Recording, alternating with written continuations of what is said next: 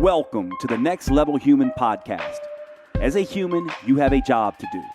In fact, you have 4 jobs: to earn and manage money, to attain and maintain health and fitness, to build and sustain personal relationships, to find meaning and make a difference.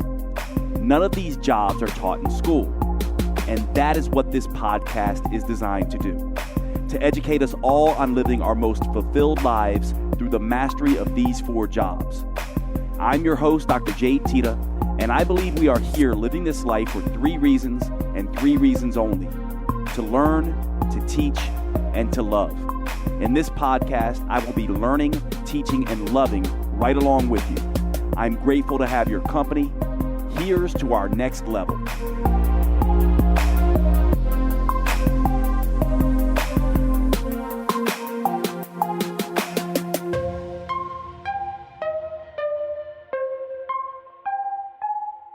Welcome to the show, everybody. I have a good friend of mine who's been on the podcast before, someone who I've done several different things with. He's actually an educator with me in my metabolic female certification. He has certifications of his own as well, and just someone who I consider one of the best in the industry and someone I talk to a lot in the realm of metabolism.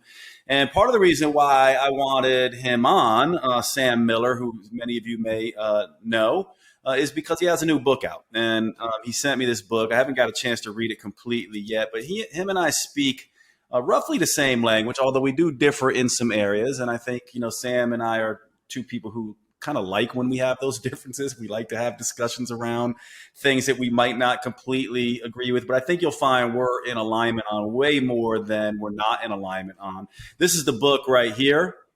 You guys can see it, Metabolism Made Simple. We're going to have a discussion about metabolism, but we're going to talk a little bit about this book as well. But Sam, thanks for being here. Congratulations on the book, and welcome back to the show. And it's good to see you, brother. Thank you, Jade. I appreciate it, man. Thanks for having me. I know we kind of linked this up last minute, but I'm excited to share. And, I know we do have quite a bit of parallels there. We maybe use different stories, analogies, different client experiences. And that's one of the things I like about you is I can even think to some of your work, remembering, you talking about a truck driver who was, struggling to lose weight or manage his insulin resistance. And I think that clinical experience combined with the scientific understanding is pretty rare in our industry. And a lot of people, when they do have that understanding, they ultimately just use it to argue with each other and troll in the comment section. And one thing I've always appreciated about you is we're using that understanding to kind of push forward a level of enlightenment and understanding in the industry and help people think critically about what's going to be best for them versus these different sort of dietary dogmatic approaches. So it was always, I'm always excited to be on the podcast with you and chat. And I know we've had some, text conversations recently as we each were working on our own projects, and I'm excited to be here and share more with the audience. Yeah, man. Let's start there, because I think this may be something I have a lot of professionals that listen to this podcast. I also have a lot of lay people that listen to this podcast. And this first part, for those of you who are maybe not professionals, it will be an interesting conversation for you. But I think for the professionals, it's going to touch a lot of people, and they'll understand exactly what we're talking about. And to me, you alluded to this right away, Sam, is that this idea of people using whatever evidence base they're coming from, which, when I say evidence base nowadays, I put it in big quotes, right? Because, what really do we mean by evidence base? I will define it here in just a second, how I see it.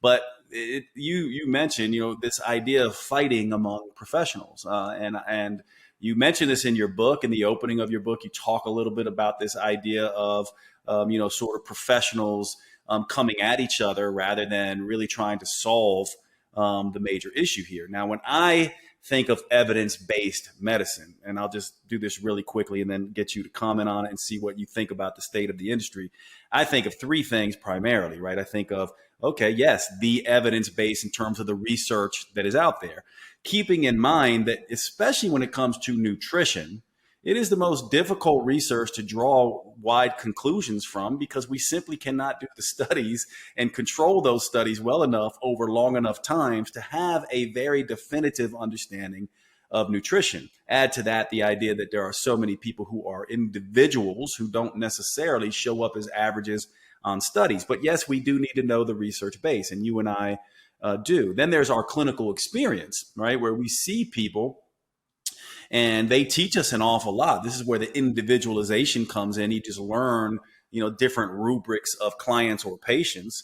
And so that comes into the mix. And then finally, there is the sort of background, intuition, sort of knowledge base of the practitioner. And it's really these three things when I think of an evidence base. But in the field right now, evidence base usually is referring to someone who just looks at the research, and then they run into someone like, myself or Sam, who looks at the research, has a client base that, he works with and that I work with, and that also has our individual sort of background and how we come at this. And this is how we put all this together. Talk to me a little bit about how you see this, this problem, and what actually do you think is going on? Is it all ego? Is there really, strong debates to be had in particular areas? And if so, which of those? I just want to get your sort of general take on it. You do cover it sort of in the beginning of your book, but give us a taste of sort of where you're coming at from this and this problem. And that was really beautifully stated. I think we can think of this as if we had three overlapping circles and kind of this Venn diagram intersection where that N of one experience meets the evidence base, as well as, the client's sort of individual lifestyle and circumstances. That intersection point is really the most powerful area where we can drive results and effective change. And so I think Jade did a great job articulating that. Now, in terms of my experience, what I tend to see is there's really a few situations. Now, there are folks who maybe put out a particular book or program, and more specifically, the books contain maybe a meal plan or a specific dietary approach, or there's some sort of challenge associated that you need to maybe enroll in upon completion of the book. And now, depending on the circumstance, now there might be someone who maybe needs to follow a particular set of approaches to achieve the change they're looking for. And it may work for them, but that doesn't necessarily mean it's going to work for everybody else. And so that can be a problem that we sort of take individuals, and we're trying to sort of force this round peg in a square hole, if you will, of basically taking these people and saying, hey, you need to fit this approach versus fitting the approach to the person. That's kind of the first issue that I see. We also have a lot of issues relating to people following diets and maybe losing weight initially, but we're not able to keep that off.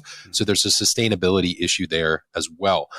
Beyond sort of the mismatch, I would say, or lack of congruency there, we also have a problem with professionals in the industry where they will sort of either cherry pick that information or take the research that's available and largely use it to either argue with each other or drive attention to their platform. Now, this has, is really largely targeted at either driving attention to their platform, or there's some sort of, monetary gain to be had through having those arguments, because it's not always sexy to be in the middle or be in the gray area or have the moderate approach of saying it depends or applying nuance to nutrition. But I think context is very important. In the early sections of the book, I talk about, with any other unit of measurement, whether it's, a mile, for example, we would use, if Jade, if you were going to go out and I said, Jade, you've got to walk a mile or run a mile, there's a big difference between a sunny day in Kansas or a mile up Mount Everest when it's negative 15 degrees and snowing and you've got elevation and altitude. Very, very different challenge there. And we don't really articulate that within the fitness and nutrition industry. We use things like calories, but then we don't talk about the context of that unit of measurement. And so I think that's a problem as well, is we don't define different layers to our terminology in the conversations that we're having. And that leads to a lot of banter back and forth, but it's not always productive conversation. So from some angles, I think there's a specificity and context issue in the conversation. And then other elements of it, I think it's really just people understanding that these are controversial topics that can be leveraged to bring attention to their platform. And ultimately, we live in a digital age where that attention is currency. It may not be necessarily immediate financial monetary gain, but they are using that long-term, and that polarity serves to essentially fuel their platform. versus I think, I have peers and friends in the space, like Jade, where if you take a little bit more of that modest approach and you are trying to be truthful and see both sides and take the gray area, it can be hard because it's not always this rapid sort of infusion of attention to the platform. It's much more of a casual, calm conversation and dialogue, and that's difficult in a digital space where people are very distracted. So I think that leads to a lot of problems, though, because people are either hopping between approaches or they're largely very confused because they see, well, so-and-so is a doctor and they say that I need to just do this. And, but so-and-so professional says I should only eat plants. And then this other person says don't eat vegetables at all. And really people are just left frustrated and confused. And I think if we spent more time helping the actual people versus arguing amongst professionals, we'd be a lot further as an industry. Yeah, that's so well said. And let me just repeat a couple of those things, both for the practitioner who's listening and the layperson who's listening. If you're a layperson, and by layperson, I just simply mean you're not a professional in this field, but you are interested in health and fitness. If you're listening to what, Sam is essentially saying, you now are getting a sense of why you may be confused at times. There are other things sort of going on here. And this is why I think your book actually is the perfect name for what you do, brother, because you do make it simple. And that analogy of, hey, look, you got to go a mile, but, it's a sunny day without rain versus going uphill, in the freezing, snow, trying to climb a mountain is 2 different miles. And I do think the layperson, those of you listening to this, need to understand that. And that goes to, and when you follow Sam, and if you're not following Sam, you really need to, and we'll give you his deets on where to follow him when we finish this conversation. But you really do need to start to understand that when most practitioners are talking to you, you need to look and say, are they speaking to individuals or are they speaking to, these sort of one size fits all biased approach? Like, for example, if they're just a keto person, that may or may not work for you. If they're just a fasting person, that may or may not work for you versus someone who has a wide range of clinical experience. So that's on the lay front. On the practitioner front, one of the things that I also know you practitioners also should be following Sam, because one of the things that he does and that I do is he does sort of walk this middle road in a really nice way. And has had a slow but steady trajectory up in terms of people understanding who he is, what he's about, and he is finding much success in that area. So those of you who are like, I don't know what to say and what ground to stake, it's another thing to sort of watch here. Now, one of the things I want to talk to you about, Sam, is so this idea of metabolism made simple, right? You obviously felt the need to write this book, and the title says it itself, that a lot of people are making this perhaps more complex than it needs to be. Walk us through sort of your version of metabolism made simple. Like, how do we, as laypersons or professionals, how do we see metabolism in a more simple way to start, sort of understanding it better? What is your sort of take on how we should see metabolism, approach metabolism, and deal with metabolism? Yeah, so metabolism made simple, really for me, what I was thinking back to is even early conversations in childhood when you hear, other parents or other kids talk about, well, if I eat a lot and I don't gain weight, then I must have a fast metabolism, right? Little tiny anecdotes and stories and labels that people apply to the metabolism rather than thinking of it as this malleable, adaptive thing. And over the course of my career, I think one of the most beneficial areas, spending time, in the science, in evidence, but also looking at how things played out from a coaching and clinical perspective, is really that understanding of adaptive physiology, and that, metabolism really is quite malleable depending on the stimulus and the environment. And so for a person, really what we're talking about within fitness and nutrition, we're largely talking about the regulation of energy, which we use, the measurement tool of calories to look at, but other people will use portion control, plate method, et cetera. But we're really just monitoring that energy intake, energy availability, and then subsequently energy expenditure via our movement, our exercise, and things of that nature. Now, on the other side, one thing that Jade talks about quite frequently is the idea of stress and the metabolism being the stress barometer, which I really love that analogy. And we have to think about the different sort of subcomponents of stress because different people experience different types of stress.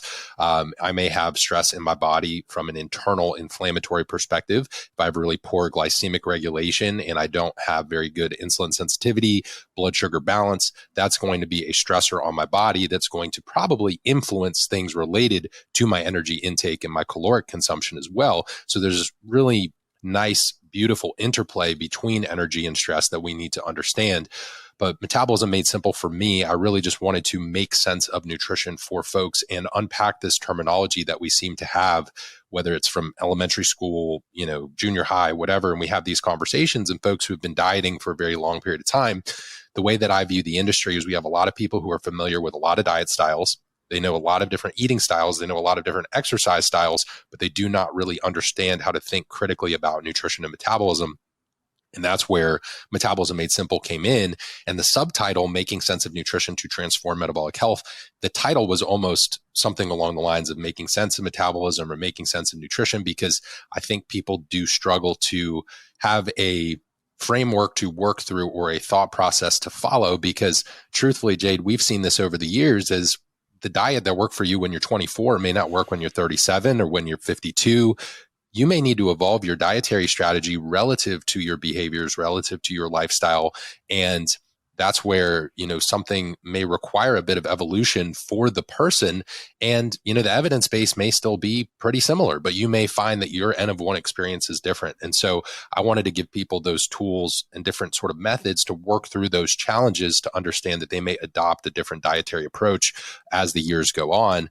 And that's really where the different sort of chapters and subtopics within the book, like the 5 M's and other things, can really serve people. But that's where the title came from. Is, I thought to myself, geez, there's so many people who know how to follow a diet or know what a diet is, or they understand that exercise is important, but they don't really understand nutrition and metabolism. There's no Nutrition 101, Metabolism 101.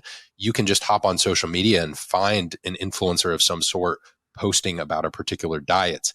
And that's really where I saw the problem. And so one of the first initial sections of the book is kind of decoding that diet dogma and then moving people towards more of a conceptual framework and understanding of how to approach things going forward. Yeah, I love that. I mean, so if I'm going to just sum that up, if you're hearing Sam talk about the idea that, the metabolism is this sort of stress sensing device, it's also a energy management sort of system, and sort of understanding that helps you understand what may happen with a diet. I want to throw just a couple of maybe quick fire things at you, maybe even yes or no questions that you can expand on. But because I do think when most people think about this, right, they go, all right, well, here's a question for you. So if I just eat healthy, is that going to help me lose weight?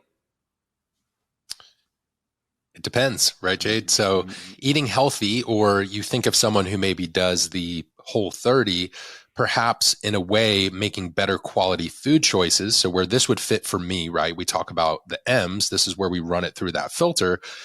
Eating good quality foods that are nutrient dense, maybe single ingredient foods, they're going to provide some micronutrient benefits and certainly maybe have some anti-inflammatory properties that we wouldn't find in the standard American diet or Western style of eating that we see, which is, a ton of issues there: omega-6 to omega-3 ratio, poor glycemic control, poor satiety and hunger management.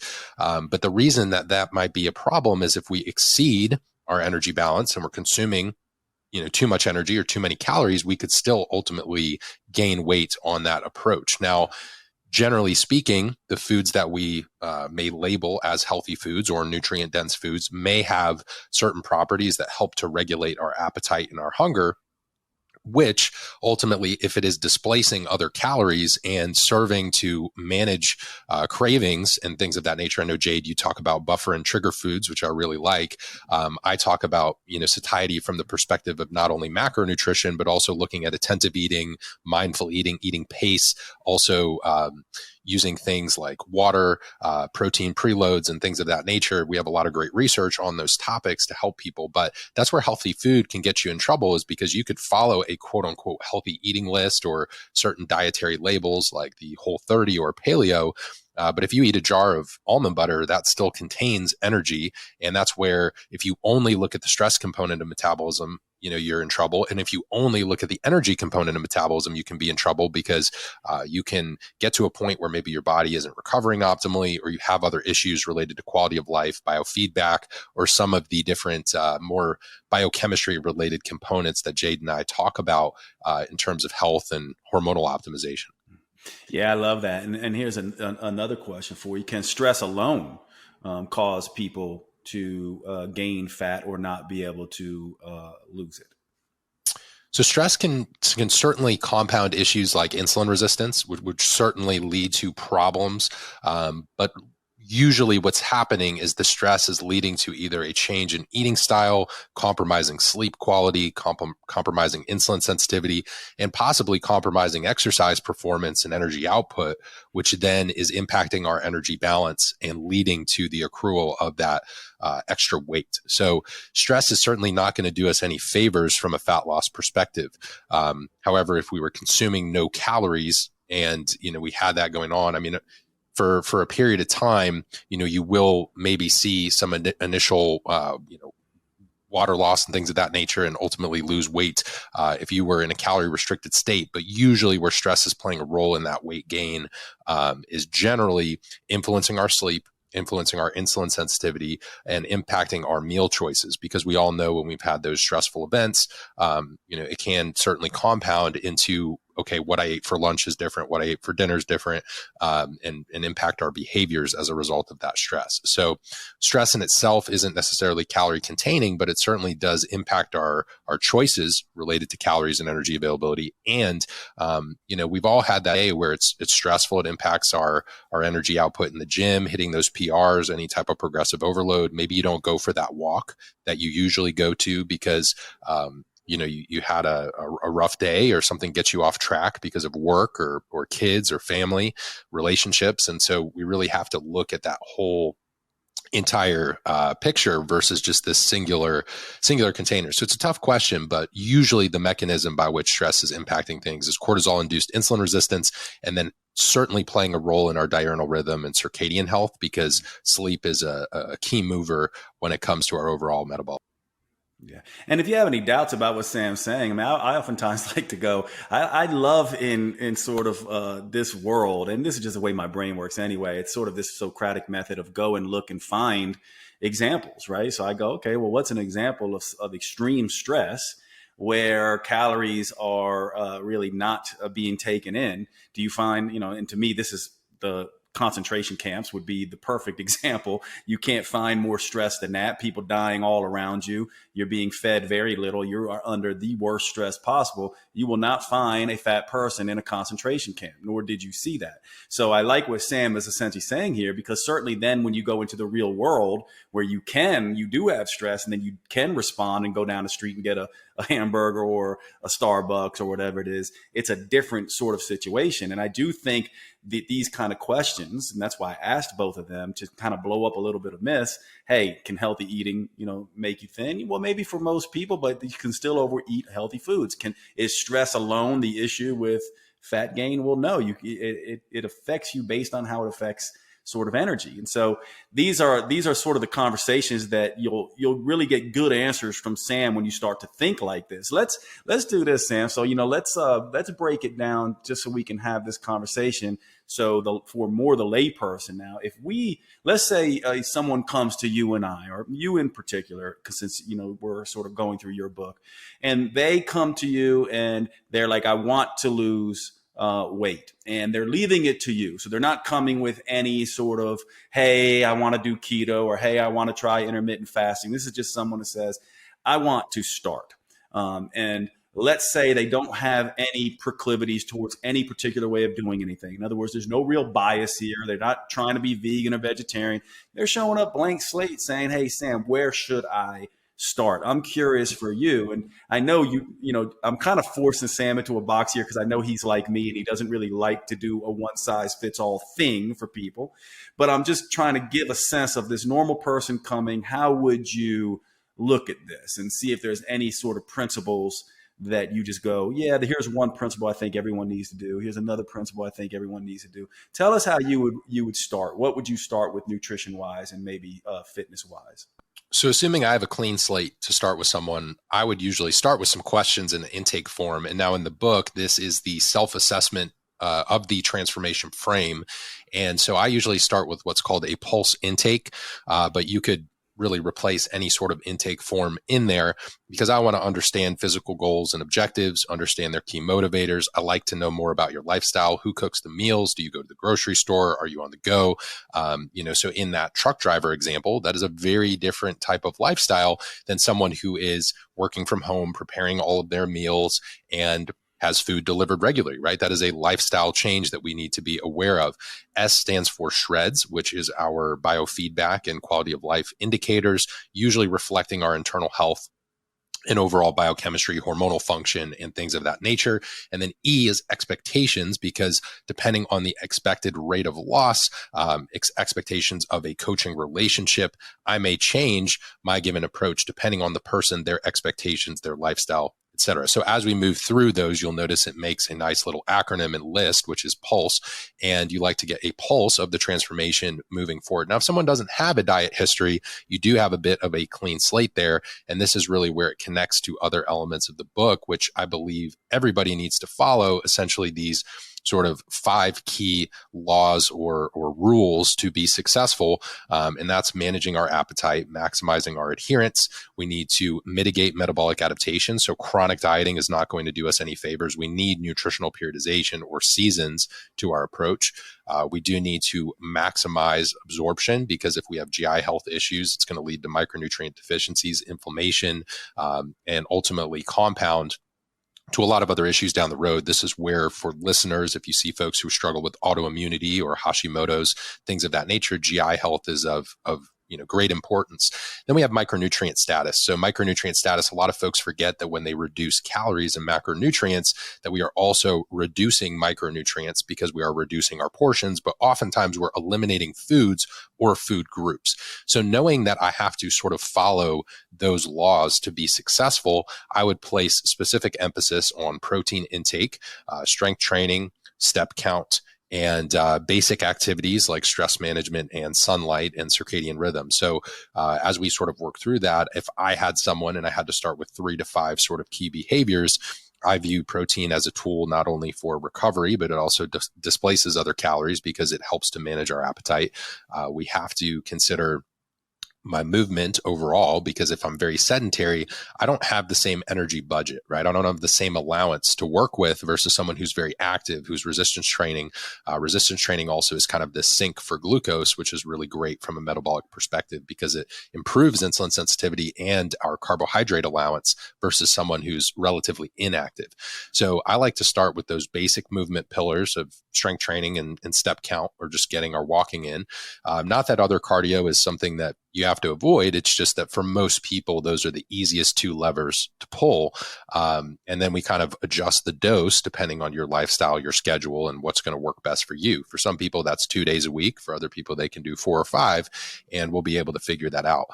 For everybody, though, typically building in their overall dietary intake, starting with protein and then filling in carbohydrates and fats, depending on activity level and personal preferences, we can really, find the right mix for individuals there. And that's where some people really like, maybe that lower carbohydrate approach. Other people prefer the higher carbohydrate intake.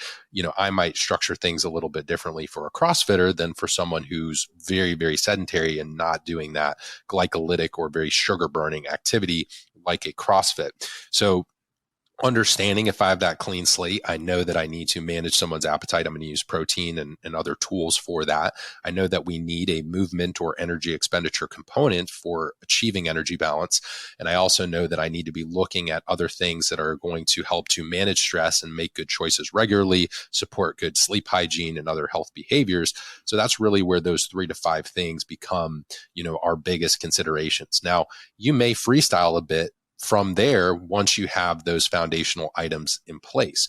But generally speaking, if I can be waking up, getting sunlight, getting some steps and movement, getting that energy expenditure, I'm strength training enough to promote metabolic health, and build lean muscle tissue. Also has a ton of benefits for women and men, but osteoporosis, overall resiliency, reducing various chronic disease risk through that resistance training. So we're doing it for both health reasons, but also the physique benefits and aesthetic benefits of doing the training as well.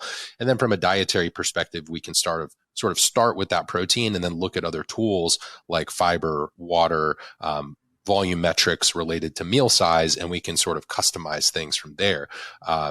Personally, my threshold for fiber and vegetables is probably not as high as some folks who may be vegan or vegetarian, and they can do better with a lot of plant foods. For me personally, I would struggle with that from a digestive perspective, and I tend to do well with focusing on protein, water, and I certainly get some fruits and some vegetables, but I'm not one of those people who can hit 60, 70 grams of fiber and live to tell the tale, or have anyone around me who wants to live to tell the tale. So just some examples of where you might start with those basic pillars and then kind of freestyle from there, either as a coach or if you're trying to figure it out on your own from a transformation perspective.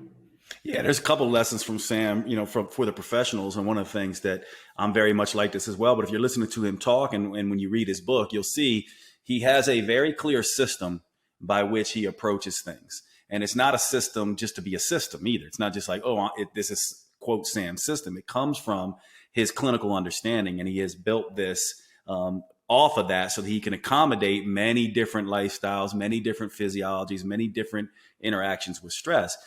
The part that I really like about this, and actually I want you to comment on this after I get through with this part too, because I want to see if you agree with me, Sam, is that one of the things that's really interesting when you have different practitioners, well, I've noticed this as of late, last few years, they might come at it from very different approaches, but when you really start talking to them, you'll start seeing some common themes. And these common themes came up with Sam, protein, right? Which I want to talk about a little bit here in a minute, but protein is, sort of a big one. Weight training and movement, and then stress management. You'll see this sort of across the board. And then there's some other things based on new research that has been, I would say the last 5 years, heavily last 10 years in circadian rhythms and when our body is most primed to eat perhaps versus when it's meant to be in recovery. But one of the things that I think when you see this repeated again and again, and this is now speaking to the layperson, you can see that these things are important.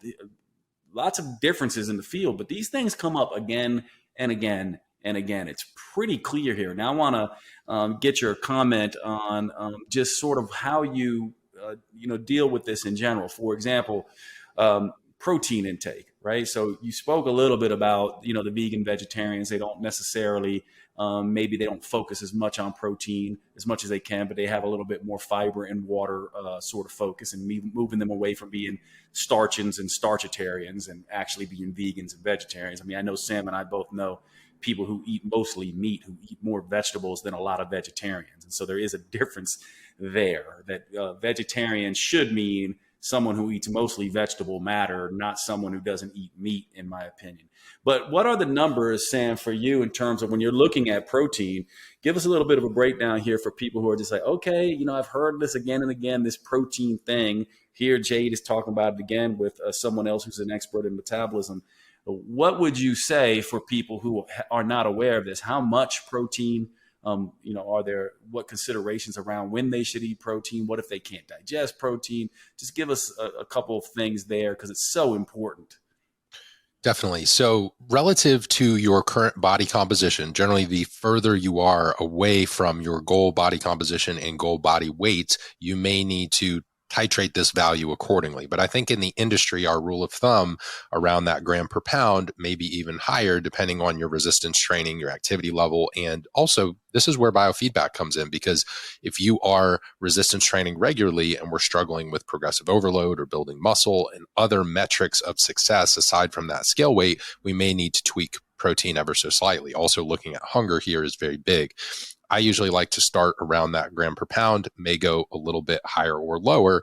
For example, if I have someone who has a lot of weight to lose, maybe 50 pounds or more, we may be going closer to targeting the protein off of the goal weight or the lean body mass as opposed to their current body weight. Because generally speaking, if you were to use a calorie equation for someone who has dieted significantly before and they also are carrying some extra body weight, what you'll notice is their current maintenance calories, if tracked over a 7-day food log, there will oftentimes be a discrepancy relative to a predicted TDEE equation. Now, what that means, if you're a health enthusiast kind of following this at home, is you can plug these things in a calculator, but it will not account for the past depth, duration, and frequency of your dieting behavior. So when you're a chronic dieter, we do experience some metabolic adaptation and sort of downregulation, but because you carry that excess body mass, a calculator is going to sort of shoot that calorie target higher as a result of that body mass. Now, the problem is if you were to actually try to eat that, you may actually gain weight because it is actually higher than your current maintenance calories as compared to a food journal. And this is where I really like starting with the basics, like a food journal. And so the protein that I'm going to base it off of, right, we have these calculations and we have these targets, but generally what I will do is keep a 3, 5, or 7-day food log. Ideally, it's got weekdays and weekends, and we can see the full picture. And most people, because they're under eating protein, we usually just titrate it up. And then we look at overall digestive tolerance of that protein. And I'll usually go higher until we can start to see, okay, improved gym recovery, improved appetite management, and we can get up towards that 1 gram per pound, maybe a little bit higher depending on the person. Individually, I may target that number a bit more than a gram. We have some good safety data on protein, even going closer to that 1.25, 1.5. And I think there's even some studies that are getting closer to 2 grams per pound now. So, depending on the person and their goals, we may push that higher. For example, physique sports, if you are into bodybuilding.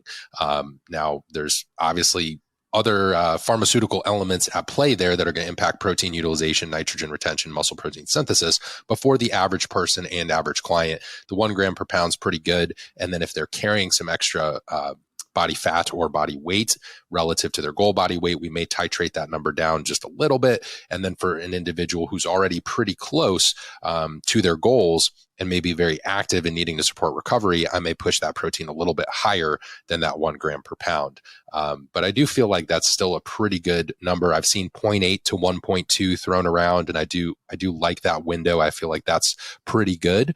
Although I do certainly have some folks where it's above that 1.2 even, and they do just fine with that intake. Now, with vegans and vegetarians, as Jade mentioned, oftentimes these folks aren't even close. It's 0.3, it's 0.35, 0.4, 0.5, and we really need to get that up, whether it's with food combinations and food pairings or utilizing a protein supplement to get them a bit closer, because even with fiber and water in there, it can still be hard to manage appetite and just meet our micronutrient needs. So a lot of vegans and vegetarians are deficient in B12, folate, omega-3s, vitamin D, iron.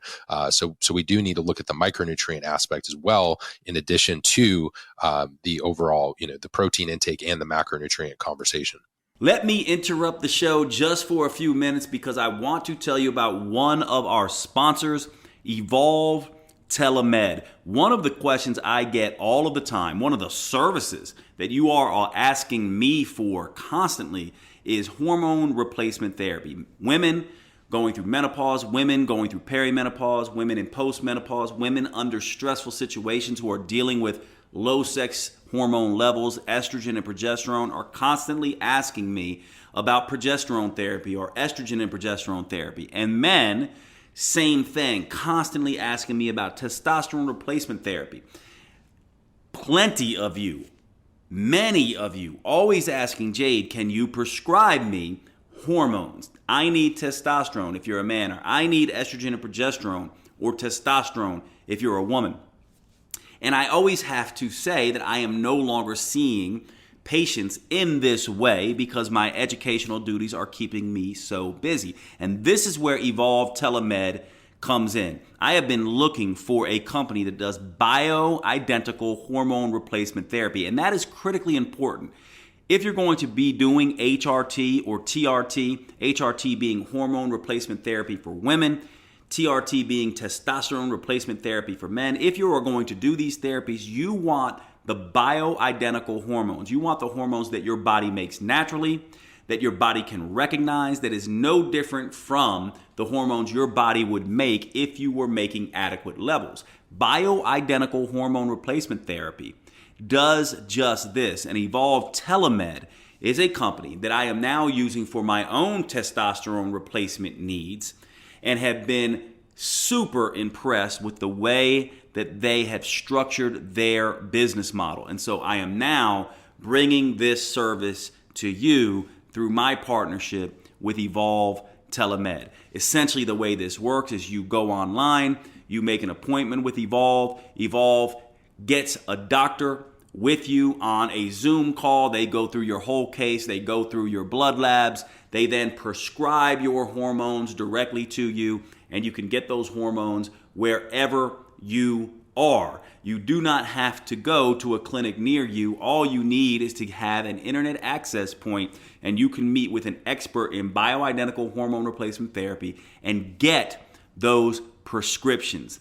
Now you can see why this is so powerful, can't you? Because this is something that so many of us need and can benefit from for our aging needs, our sexual health needs. These things have profound impact on mood, hair, skin, erections, libido, you name it. These things do everything for our metabolic health and vitality. So I am incredibly excited to bring Evolve Telemed to you. Now, the link that you go to is drjade.com/hormones. drjade.com/hormones. This will bring you to the Evolve Telemed portal. If you use the code Next Level, you will get a discount on checkout for your first patient visit. I'm very excited to be able to bring this to you, and I hope you will use Evolve Telemed. I know you're going to find it extremely powerful to move your hormone needs over to them. Check them out, Evolve Telemed. Use the link drjade.com/hormones. drjade.com/hormones for Evolve Telemed. And let's get back to the show. Yeah. And I'm going to say some things here and then just jump in, Sam, if you disagree or want to add some points here. One of the things, I'm in complete agreement with Sam in terms of 1 gram per pound. And I think most of the industry has come around to that. Couple things, though, with that is that part of what I think the people listening need to understand is that many people, in my personal experience, when they start to want to eat this much protein, they oftentimes, and this is the point, by the way, their appetite oftentimes becomes so suppressed that they can't even get near that, right? And this is actually, from my perspective, and I want to hear what, Sam, if you have anything to add to this, this is a good thing. So people often ask me, do I need to finish all this protein? And what I say is, if you're going to eat something else, yes, you need to finish the protein first, right? So get that protein intake in. I'm also not someone who necessarily cares too much about, how much you're eating at each meal. But, normally the goal might be around 30 to 40 grams per meal spread out over 3 to 4 meals. But basically just get that protein in. And from my perspective, there's no real need to overeat protein and to hit those numbers if it's doing what it's meant to do, which is keeping, mainly if you're looking to lose weight, keeping your appetite in check. It does not necessarily deal with cravings, but it will reduce that to some degree as well. So that's one of the first things. Also, Sam sort of alluded to this idea of digestive discomfort. Digestive enzymes are often something that I might use. And then certainly availing myself of protein powders, protein shakes, especially when you're getting up to these big numbers. Like for someone like me, I'm 225 pounds. So getting up to 225 grams of protein, that's hard for me to do because I'm not a huge eater unless I'm doing protein replacement shakes. But one thing I'll say here, and I want to know, you and I both have our nose in the research a lot, but this is just something for the professionals and the layperson that might be of interest. I strongly suspect, based on animal research, and we don't have a whole lot of this in humans, although Sam might have some different information that I have, that there are certain nutrients that we are especially budgeting and tasting for.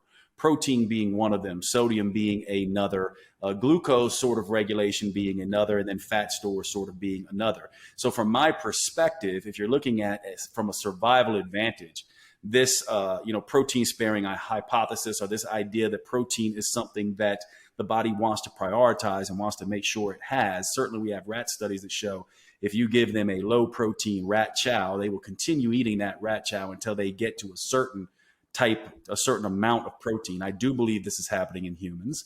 And I do think that professionals and individuals should be, potentially aware of this idea that protein this is, needs to continue to be worked out, but may be the thing, the chief thing that our body is looking at and saying, do I have enough? And if I don't have enough, I'm going to continue driving hunger until I get enough. And so I want to hear any comments that you have on that, Sam, or any data that you've seen, if you're in agreement with that, if you're not. I'm just curious. Yeah, I've kind of come full circle here. And I think when I initially got into the industry, I was very protein centric, but for different reasons, right? Body composition, muscle building, et cetera. And what I think, where we started this conversation around protein, we were really talking more about weight loss and, your meal spacing, the amount in each meal, the total, for the day. We really need to think, okay, what is the goal?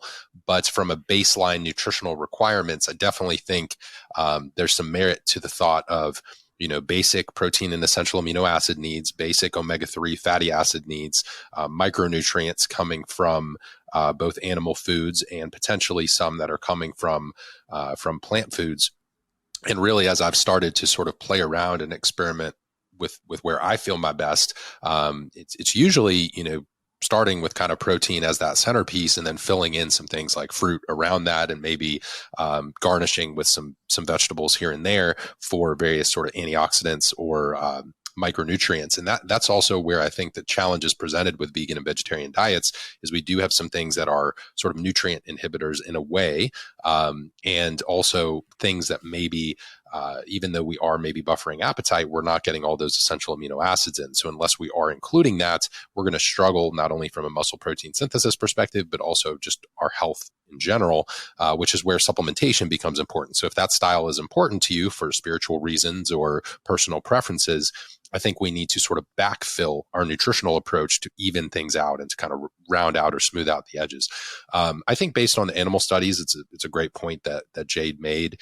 And I think when we watch and observe human behavior, we do tend to see this continued eating or foraging for foods, especially when we don't place that emphasis or make protein as paramount as it should be.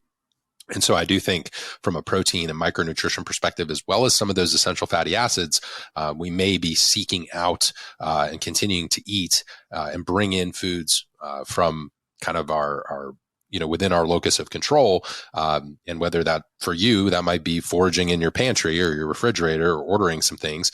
We have that easy access now that we didn't necessarily have before. I think it's tough to study in humans because we need almost this more controlled environment versus the observational study. And ethically speaking, depriving people of certain nutrients for extended periods of time may not be the best thing from a human study perspective. But I do think protein, essential amino acids, and some of these other key nutrients would definitely be in that conversation as far as humans basically continuing to consume until we meet a certain threshold. And then that threshold may vary depending on someone's size, past eating history, because I am curious, right, if someone's been very restricted before, how that would impact subsequent choices down the line, or if there's always been an overabundance of that nutrient, how would that impact choices, and how would that play out in real time? So I'm not really sure, but I do think there's some good points there, and definitely would be curious to see it in humans. I just don't know when or how we would necessarily have that data in the near future.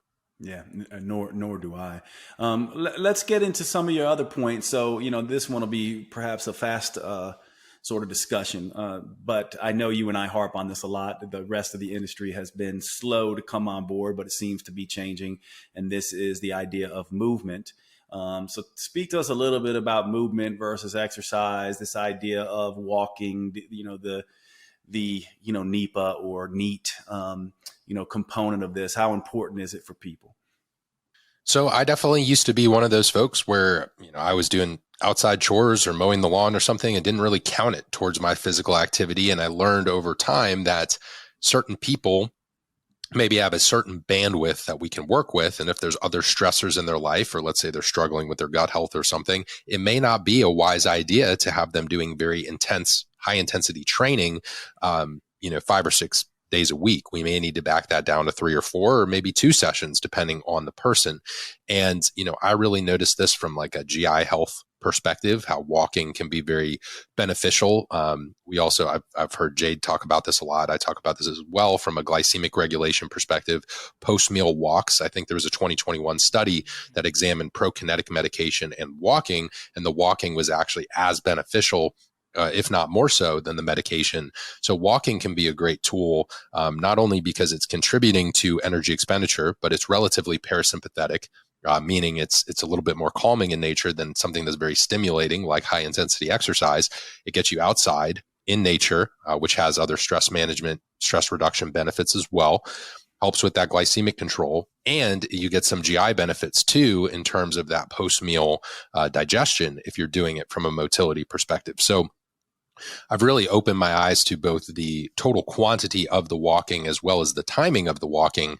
And I think Jade did a great job earlier in his career, putting it on the radar for folks, especially in kind of that perimenopausal age range, is really where I heard Jade speak a lot to it. And as I did more research on my own, really where I saw it being beneficial for those younger populations is the blood sugar regulation, insulin sensitivity, and gut health. Though, especially for an aging population, it can be a great adjunct to the resistance training. The resistance training helping on that bone density side and also muscle preservation when dieting. And then the walking is really that tool where we're getting the extra energy output without some of the additional stressor or stimulation to the system that we would get from maybe heavy lifting or high intensity cardio. And we've certainly seen that where Jade has mentioned this too, is like people will out eat their exercise efforts if they get very hungry. And so walking is nice because it doesn't always have that intense stimulation. So really where I've seen it kind of play out is the industry was starting out with conventional cardio, morning fasted cardio, high intensity cardio, post workout or lifting. And more people have moved to this step count approach. And I think the step count definitely has some merit and has some value, and we have good research there. But I also want to bring attention to the value of the movement for other health, related concerns like blood sugar, like gut health. And we don't always get that from other areas. Now, resistance training is certainly going to help your insulin sensitivity.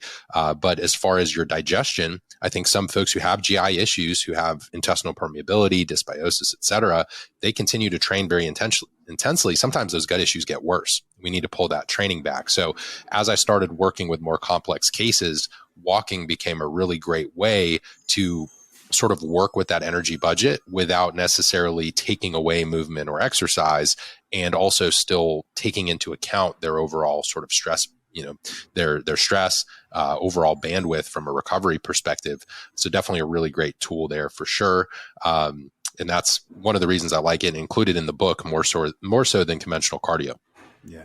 Yeah. And, again, I'm just trying to help all of you who are listening to this conversation definitely get the book, but it really is Metabolism Made Simple. And I'm just going to repeat some of the things. So number 1 was protein. Number 2, movement, right? Number 3, resistance training. And I want to get into something that is, I think, an area of expertise for both Sam and I. And this is this idea of, it probably falls in the rubric of stress management / metabolic, dysfunction. The names here are not great, but, Sam and I usually refer to it as metabolic compensation or metabolic adaptation. So you got this protein component, you got this walking component, you got this resistance training component. And then there's sort of this component, this last component that is going to get us into the discussion around sleep, perhaps circadian rhythms, perhaps what happens with compensation. So, and then we'll kind of end here, but this is something that you all are really going to want to listen close to. Walk us through this area, because it's an area that gets a lot of professionals up in arms. It's an area that is very confusing for a lot of the lay individuals. What exactly do we mean, Sam, by metabolic compensation? What is going on here? And in your book, how do you explain it and help us try to mitigate it? For sure. So metabolic adaptation is usually referring to when we have a reduction in food intake and we are essentially intentionally reducing calories. Now, the problem is some folks attempt to do this in perpetuity and they have no seasonality in their approach. And so I refer to this as seasons of nutrition, we're not meant to necessarily attempt to diet forever. So one of the best things you can do for your body is to intentionally move through seasons. If you frequently listen to Jade, you'll hear him refer to this as his toggles, and moving through essentially periods of eating more and exercising more, or exercising less and eating less, and then alternating between those to get the progress that you desire. I sort of refer to these as seasons where we are putting a little bit more stress on our bodies and on our metabolism, and we have sort of this bandwidth or budget that we can work with, and we are sort of burning through that. Now, we're also attempting to burn fat, which is where I call this essentially a burn phase. But sometimes we need to take breaks, whether that be a diet break, whether that be a maintenance phase, whether that's a deload from high exercise and high intensity activity. We have essentially this burn phase break. And then sometimes we're going to spend time building, whether that's building muscle or reverse dieting and building up our overall calorie intake. There's a level of sort of seasons to the nutrition, and we need to be intentional in our approach, because when we're not, and this will sort of define metabolic adaptation for those of you listening, we typically see in research with these energy reductions is a transient change in hormones where we have an upregulation in the HPA axis, which is responsible for cortisol production. We have a decrease in thyroid hormone output, and usually the stress and inflammation that's present, as well as micronutrient deficiencies, will lead to a subpar conversion of T4 to T3, which ultimately is your metabolically active thyroid hormone. We see a decrease in sex hormones, but also an increase in hunger and craving. So ghrelin is typically going up as these stress hormones are going up, but we have reduced output of our thyroid hormone and our reproductive hormones. This is not necessarily the best recipe for quality of life, biofeedback, or sex hormone optimization in terms of how you feel, your libido, your energy levels, and things of that nature. The thyroid aspect is going to impact energy expenditure. And then when you have the cortisol component combined with the increased ghrelin, that's where we start to see issues with appetite management and the propensity to maybe overeat or yo-yo diet, which creates a pretty substantial problem for a lot of dieters. So metabolic adaptation, typically the way we alleviate this is having some seasonality in our approach, taking potentially some breaks here and there, not always perpetually pursuing that deficit, because oftentimes people will become unsuccessful. They think that they're trying to achieve that deficit, or they think they're achieving a deficit, but they've essentially gotten to a place where their new maintenance calories is lower than where their maintenance calories were before, which is problematic, because then you have to eat less to maintain your weight, and you have to eat even less than that to try to lose weight. And that's where things like temporary seasons of increasing your food intake and your movement can be especially helpful. It allows you to increase your sort of caloric budget, if you will. So that's metabolic adaptation and the primary issues associated with it. Now, there are some things we can do to help it, and you need to understand that metabolism is still adaptive. So if you're experiencing this right now, it can be very frustrating because you feel as though you are responsible for this current metabolic status quo or homeostasis. But what's inherently very empowering is that through changing your behaviors, changing your eating style, changing your lifestyle, you can alleviate some of these things to a degree. A lot of this is transient as a result of our choices. And that's where there's a level of personal responsibility that plays in even with our metabolic health. Yeah, and one thing I'll point out for the professionals who are up on the research here, one of the things that's kind of an argument in the research is that some people are saying that for example, the Biggest Loser study that all of us professionals are familiar with, and some of the metabolic adaptations that resulted in these people up to 6 years later. One of the things that a couple researchers have found is that if you measure these people who have been on long-term diets when they're not in a caloric deficit, this metabolic adaptation or down regulation in basal metabolic rate doesn't exist to the same degree. And so now there is an argument to what degree this is happening. Either way, if that is true, it actually speaks even more to what Sam is saying, which essentially says we need to have periods of time where we allow our body to reset. So this is where he was referring to things like diet breaks, reverse dieting, things that move the metabolism out of one state sort of into another state. So now we've got, focusing on your protein, we've got walking and moving, we've got, this idea of resistance training. Then we have this idea of you can't do, perhaps, some people may be better than others at doing this, but perhaps we need to be very careful about being in diet, over the long run without taking some seasonality, some switches, and understanding that we need to spend some time in maintenance or watch how this metabolic adaptation is impacting us. And by the way, we do know this is going to be individualized.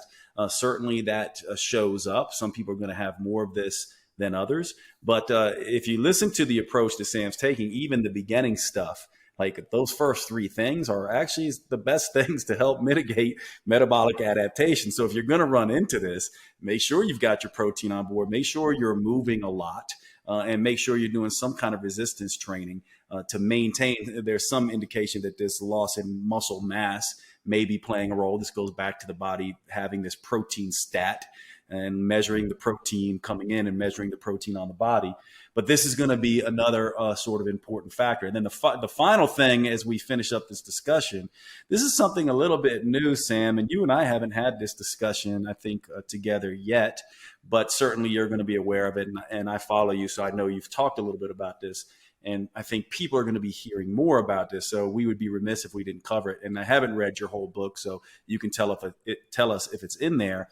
But the final idea is this idea of circadian function, and this idea of we're starting to sort of understand. There was actually a very recent study. And we always take studies with a grain of salt, but this is a study that is following on several other studies that found the same thing, that basically looked at a very well-controlled two groups dieting, calories equal, all meals sort of tracked, with one having an early eating sequence where they're essentially starting their meals at 8 a.m. and ending their meals around 4:30, 4 or 5 o'clock. And the other group, starting their meals around noon and ending their meals at 9:30, 10 p.m. Same exact amount of calories. And we see that one group fared much better in terms of appetite regulation, in terms of weight loss, and other areas there was not much of a difference. So it's just as good based on these studies, or perhaps better. And I'm curious with you, since you and I haven't talked about this yet, where are you putting this, if at all, at this point in your hierarchy in terms of what people should be aware of? And do you discuss it in the book or not? I do talk about circadian health and diurnal rhythm in the book. I view time-restricted eating or chrononutrition as one of our many tools, right? So if we have like our 3 to 5 key things, maybe it's falling in the top 10 to 15, but it's not necessarily going to replace some of these other components. What I notice is some individuals, depending on that meal timing, we need to look at how does it impact sleep? How does it impact training performance? Because for some individuals who prioritize athletic performance, who enjoy their exercise activity, we may need to structure pre and post-workout nutrition to support that activity. And if the fasting window conflicts with that, we may have some impairments to our training. So for an athlete, it's going to be a different answer than for someone who's just looking to improve their metabolic health, longevity, insulin sensitivity. I think fasting is a great tool for caloric control, assuming you don't overeat in later meals, right? So if you skip breakfast, but then you have a massive lunch and massive dinner, we didn't really get very many wins out of skipping that breakfast, versus if we do that, we have some benefits, then fasting can be a helpful tool. I've personally experimented with both as far as skipping that breakfast meal and then maybe moving that dinner meal earlier. I do think it takes some time for individuals to adjust from both a blood sugar regulation, sleep quality perspective. If you're used to eating immediately before bed and then going to bed, and then all of a sudden you're moving it up to where your last meal is 5 or 6 p.m., you may have a hard time in a little bit of an adjustment period doing that. So usually what I recommend for folks is starting with like a 12-12, where maybe you just start with sleeping and having a little bit of a buffer, in the evenings and potentially a little bit in the morning. You don't have to wake up and immediately eat breakfast necessarily. And then from that 12-12, we can work towards, a 14-10, and then we can move towards a 16-8. But I don't know that everybody's necessarily ready, especially if they're on the flip side of things, right? Because there are many, many Americans and folks in the Western world where maybe they're sleeping 6 to 8 hours a day and they're eating 14 to 16 hours a day. So we need to sort of retreat from that frequency of eating and move closer towards what we may have in the research.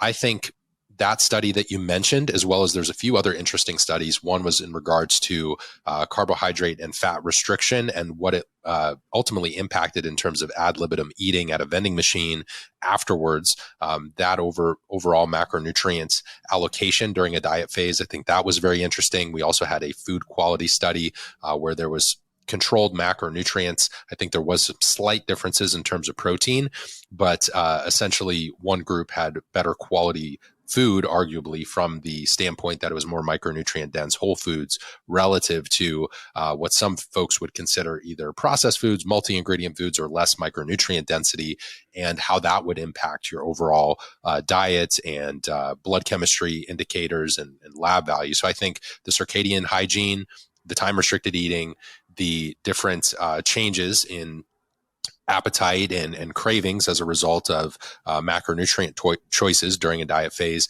and then also some of the food quality components are three more recent pieces that I've seen come out in 2020, 2021, 2022 that I think between now and like 2025, 2030, ideally we get some more funding for additional research in those areas that can then help people make the best decisions. Because I've seen folks who do very well with a time restricted approach. And then there's other individuals maybe under higher stress or who have training performance related goals where I don't find it to be as useful.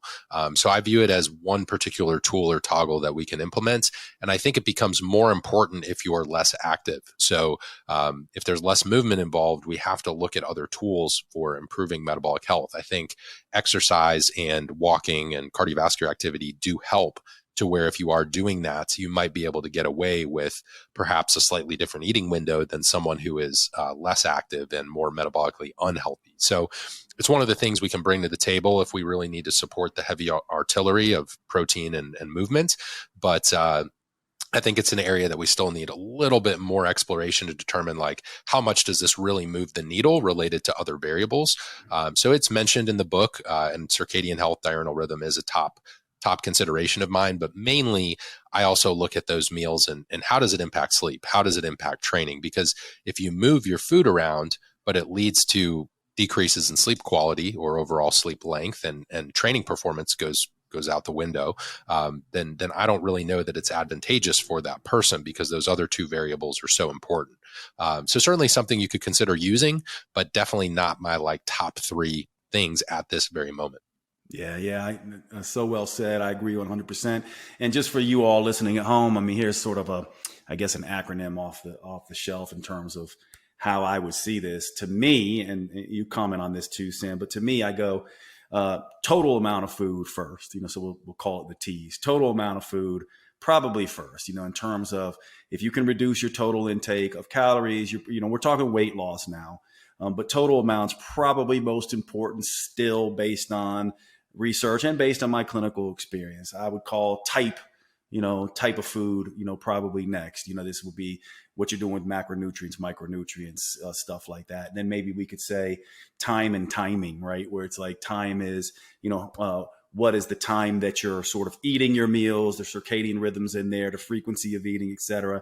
And maybe timing, and this is something we didn't talk about, which is there is some indication that sequencing is probably a better way to say it, that when you eat certain aspects of your meal before others, that also can have an impact on hunger. And this really, to me, comes down to what I've always really meant by hormonal weight loss or hormonal approaches. It's just the hormones responsible for hunger.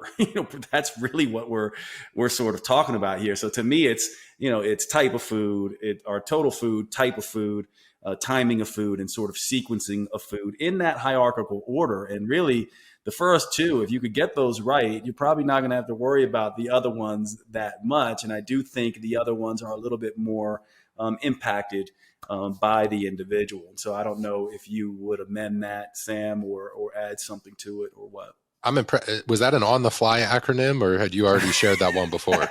Nah, it's kind of on the fly, man. First time right here. You've got a lot of them to where I feel like I do a good job keeping track because, I follow you on Instagram and stuff, and we've linked up for a few live events in the past. Yeah, with me and you will have to tweak that one together. I don't know if you can have time and timing, but total food. What did I say? Total food, type of food, time. Yeah, total food, type of food, and timing. I think because sometimes people do miss the for the trees here. And I think that's one thing you've really tried to do over the years is get people to zoom out. And I think we both, where we have a lot of parallels, is using different stories or frameworks to get people to think about things differently.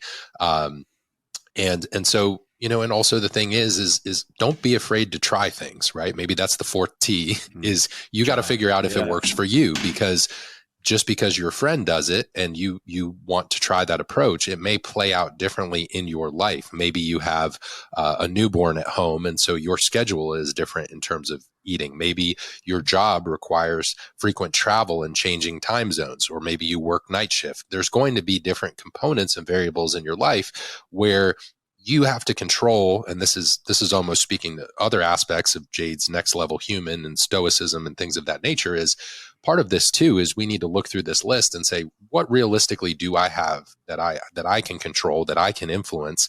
And there's certain things that, I used to be so stressed about my meal timing and bringing things with me, and I was probably doing myself more harm than good versus just relaxing and doing the best and navigating the circumstances. And so that's where I referenced this in the introduction of the book. I would follow these different men's health magazines, and I thought that, if I didn't consume this meal of yogurt and walnuts at 10 a.m., that I could never make progress. And unfortunately, that's just not the case, right? So we need to understand that to some extent, stressing about those things may be more problematic. And if we can understand the big picture and the primary pillars for decision making, we'll be much better off, and we'll also be able to do it in a much more sustainable fashion. And I think that's really where Jade and I align on a lot of this stuff is you've got to figure out the right recipe for you, and then repeat that over time and understand that, hey, maybe a decade from now or more, you may revise the approach because it may not work the same as it used to. And that could be because your lifestyle changed, or maybe we need to go look under the hood and see what's going on from that perspective. So I do like the on the fly acronym for sure. And I think a big component to this, guys, is try it out, right? Just because XYZ influencer said it worked for them doesn't mean it's for you. And you may find things that work that take 80% of these strategies, and maybe there's 20% where for whatever reason it doesn't fit perfectly for you, and that's also okay. The idea is let's check the boxes that we can, and then figure it out, and then maybe stack things on top of that, right? So that was just kind of the last addition, but I think that's a great way to think about it, because sometimes I see folks arguing about the chrononutrition components and time restricted eating and all these other things, and they're missing key components of nutrition, like micronutrition and food quality and protein, and or maybe they're not even training and reaping the benefits of exercise, which is incredibly powerful on its own. Yeah, that's the dangers of not understanding the full spectrum of what evidence-based training really is, or evidence-based nutrition really is. It's not just the research; it's the clinical condition, of the person that's in front of you and your sort of knowledge as the practitioner. So as we wrap this up, I want to brag on you a little bit here, Sam. So just in case you guys don't know, you professionals. So Sam has been an educator in my certifications. He also has his own certifications. So if you're listening to this and you are like, hey, I love the way this guy thinks, I really want to understand his sort of process, he has a whole certification for you professionals.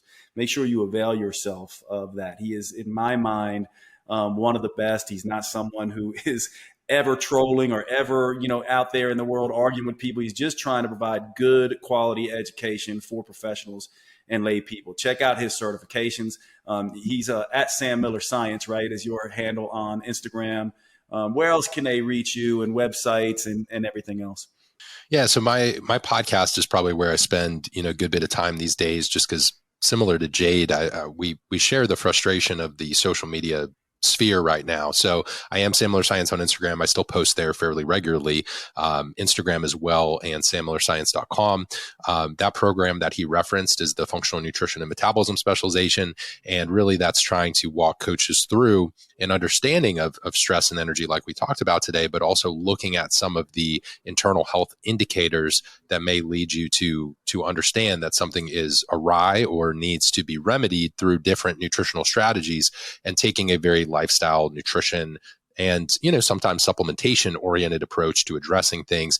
And really for anyone who is you work with health enthusiasts, but you may have seen some of these less conventional cases, and you are looking to approach it in a way where you've realized that, hey, it's more than sets and reps in the gym. It's more than just obviously energy balance we've mentioned like 17 times today. So please, no one take this out of context and troll Jade and I. But going beyond the calories in, calories out, and understanding, well, there comes a point where if someone's been trying to diet since 1987, we need to move them in a different direction for them to make progress. So that's been my main focus.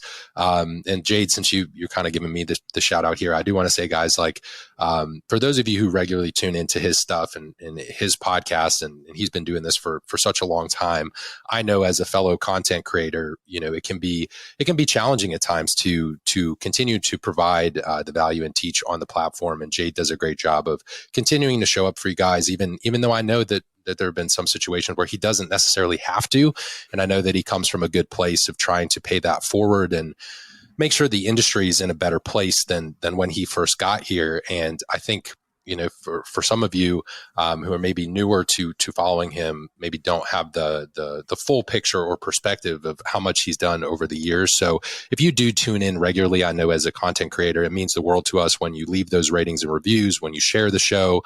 I'm sure Jade will occasionally mention that, but he's very, very good about just kind of doing his thing and showing up, and stays in his own world at times. But please do him a solid and share the show, rate the show, review the show, because he does this for you guys. And we had a conversation recently, and I know as someone who's on these platforms, it can be incredibly frustrating, exhausting, tiring at times, and he really comes from a good place. So please, try to support in whatever way you can, whether that's the ratings and reviews, his show sponsors, things of that nature. And just understand that there are folks who are humans behind the content creation, and they're really doing this to help you. And I know that he's one of those people. And I do appreciate the words about the program as well, Jade, because, you're someone that I've connected with and really respect in the industry as well.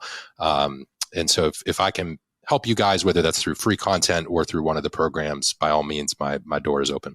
Yeah, ditto, brother. I feel that, and big bro love to you. As you guys can see, one of my favorite people to talk to, and one of the geniuses that we can avail ourselves of. Sam, thanks for being here, my brother, and we'll do this again at some point. So appreciate you. Appreciate it, man.